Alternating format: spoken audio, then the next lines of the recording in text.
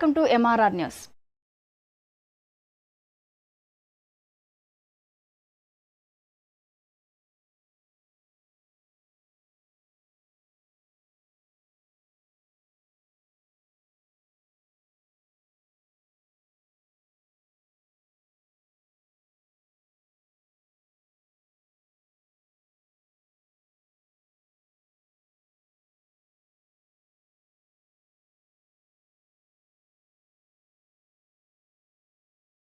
నమస్కారం.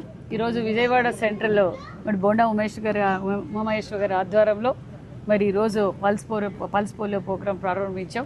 నిజంగానే మరి నేను గతంలో కూడా పల్స్ పోలియోకి అటెండ్ అయ్యాను.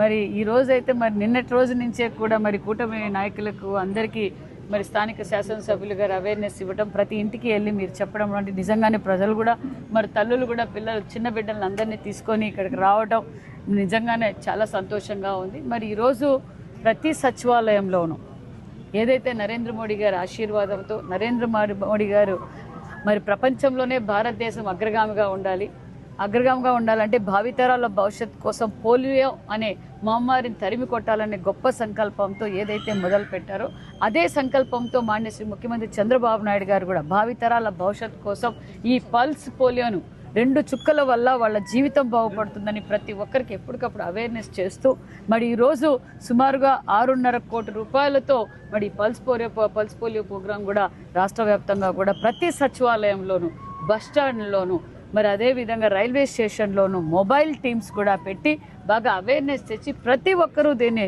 ఉపయోగించుకోవాలి. మరి ఆంధ్రప్రదేశ్లో పోలీస్ రహిత రాష్ట్రంగా మారాలి అంటే అందరూ సహకరించాలనే ఉద్దేశంతో కూడా కోరుకుంటూ ఈ గొప్ప అవకాశాన్ని ప్రతి ఒక్కరూ వాడుకోవాల్సిందిగా కూడా కోరుకుంటున్నాం.